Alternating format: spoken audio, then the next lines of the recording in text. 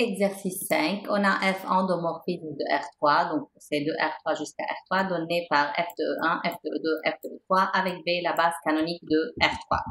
Premièrement, on veut trouver la matrice A relativement à la base B. Donc, on a A, M, F, B. Cela veut dire que ici, en colonne, on veut écrire F de B en fonction de B. Donc, B, c'est qui? C'est E1, E2, E3. Donc, en colonne, il faut écrire F de E1, F de E2 et F de E3 en fonction de E1, E2, E3. Donc, que vaut F de E1? Je vous rappelle, on écrit F de B en colonne. Donc, F de E1, c'est la première, c'est 1, 1, 0. F de E2, c'est 2, 0, 1. Et F de E3, c'est 1, 0, moins 1. Donc, parce que E1, E2, E3, c'est la base canonique. Donc, F de E1 qui est 1, 1, 0 n'est autre que E1 plus E2. F de E2 qui est 2, 0, 1 n'est autre que 2, E1 plus E3, etc. Donc, on a calculé la matrice A. Maintenant, trouvez F de 2, 2, moins 1 en utilisant A. Donc, que vaut F de 2, 2, moins 1 en utilisant A? Tout simplement, c'est A fois 2, 2, moins 1. Mais bien sûr, il faut écrire 2, 2, moins 1 sous forme d'une matrice dans, je vous rappelle, ça c'est la représentation matricielle de 2, 2, moins 1 dans la base B.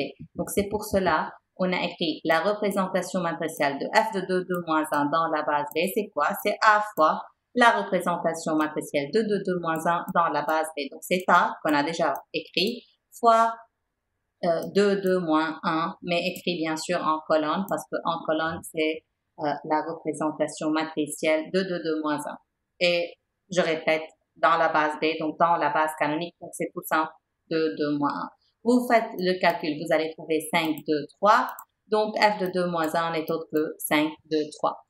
Troisièmement, montrer que C qui est F de 1, F de 2, F de 3 n'est autre, est une base de R3. Donc, en effet, il faut calculer le rang de F de 1, F de 2, F de 3. Le rang de F de 1, F de 2, F de 3 n'est autre que le rang de A. Parce que je vous rappelle, on a écrit F de 1, F de 2, F de 3 en colonne. Donc, soit vous calculez par exemple le rang de A, soit vous pouvez calculer le déterminant de A. Si vous faites le déterminant de A, là, c'est, et vous choisissez de trouver le déterminant suivant, par exemple, la deuxième ligne, ça va être plus, moins, donc là, c'est moins, fois 2 fois moins 1, donc moins 2, moins 1, donc moins 3, avec un moins c'est 3, donc déterminant de A, c'est 3, différent de 0, donc, ces trois vecteurs, ils sont libres. Donc, soit vous faites le déterminant non nul, donc ces trois vecteurs sont libres, ou bien vous calculez le rang, vous allez trouver dans les deux cas que le rang C3 égale à la dimension de R3, donc C forme une base de R3. Puis déduire que F est un automorphisme, pareil, rang de F, c'est le rang de la A dans n'importe quelle représentation, rang de F, je répète, c'est le rang de A, parce que A, c'est la représentation matricielle de F dans la base B. Et le rang de F, c'est le rang de n'importe quelle représentation matricielle de l'application linéaire. Donc, dans n'importe quelle base. Ce qui change, c'est la base. Donc, c'est la représentation matricielle de F dans n'importe quelle base. Là, on a choisi la base B. Donc, le rang de F, c'est le rang de A, ou bien si vous voulez, c'est le rang de F1, F2, F3. Pourquoi le rang de F1, F2, F3? Je vous rappelle du chapitre précédent, le rang de F, c'est la dimension de vect de IMF, et IMF, elle est engendrée par F1, F2, E2, F2, E3. Mais tout court, vous pouvez utiliser le rang de F égale à rang de A égale à 3, égale à dimension de R3. Donc, le rang de F égale à la dimension de l'espace de départ qui est égale à la dimension de l'espace d'arrivée. Donc, F, elle est bijective. Et puisque dans cet exercice-là, c'est un endomorphisme, donc ça va être une automorphisme. Finalement, calculer MFBC et MFCB. Ce qu'on a calculé, nous, c'est MFB. Donc, on va essayer d'écrire MFBC en fonction de MFB. Ou, dans ce cas et dans cet exercice-là, si vous remarquez MFBC, B, c'est E1, E2, E3. Et C, c'est quoi? F de E1, F de E2, F de E3. Donc, que vaut MFBC? Ça va être la matrice F de B. On va écrire F de B en colonne en fonction de C. Or, F de B, ce n'est autre que C. Donc, juste pour expliquer plus simple, MFBC. Ici, qu'est-ce que vous devez écrire? Vous devez écrire F de B en fonction de qui? En fonction de C. F de B, cela veut dire quoi? C'est F de E1, ça c'est F de B, F de E1, F de E2, F de E3. Et C, c'est quoi? C'est F de 1, F de 2, F de 3. Donc, c'est la même chose. Que vos F de 1 en fonction de F de 1, c'est 1 F de 1. Que vos F de 2 en fonction de F de 2, c'est 1 F de 2.